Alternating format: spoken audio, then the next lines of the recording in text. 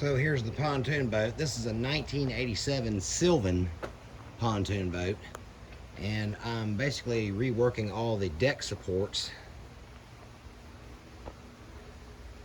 As you can see, the deck supports are now 2" by 1/8" square tube, and all the connections are welded. Previously, the manufacturer had used Z-channel. Problem is,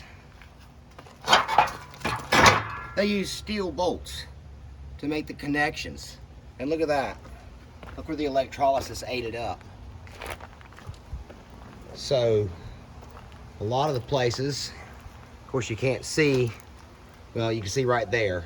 A lot of the places, it just did that to the connection here in the stanchion. So, how do you bolt that back together? The answer is you don't. You weld it.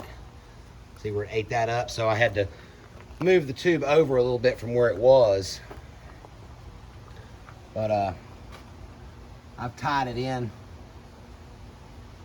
to the motor bracket here.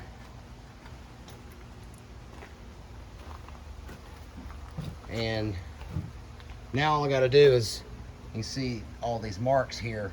I'm going to take 2" by 1/8" aluminum angle and weld it to each one of these positions. So basically there's going to be 7 attachment points on each rail. So, and there's like 10 rails, so it's a total of 70. And the aluminum angle clips have a hole already punched in them. So that's where the deck is going to attach. And the deck is fiberglass laminated 3/4" plywood. So this thing is going to be like a tank when it's done. As you can see, the Z-bar, you don't really have a lot of cross section there, and I can actually clamp one end of that in a vise, and with nothing more than just my hands, I can about twist it into a pretzel. Especially in that condition right there. That's just garbage. Real flimsy, and not to mention the electrolysis had eaten it up. As opposed to square tubing, which is a closed section, you're not going to bend that. You're not going to twist that.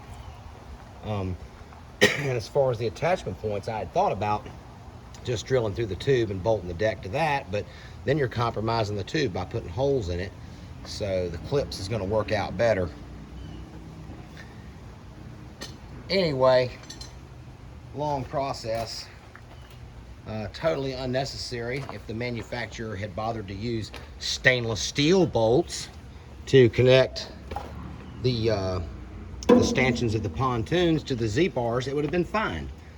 I mean, eventually, yeah, stainless with aluminum does cause electrolysis, but not like using regular steel. I mean, look at that. You got nothing there. And the only reason that the boat didn't fold in half is because when I bought it, it had the original deck on it. It was a little bit spongy in a few places, and rather than tear it off, because I knew it was an involved process, I just went over the top of it with 3/8 plywood, screwed it down to it, and it was fine for a long time. Then it got real spongy at the back and started falling apart. But in the meantime, I noticed that the whole thing was kind of flexing. So what I did is this angle here on the outside, this outside angle, I added that. And basically, I welded down it like that.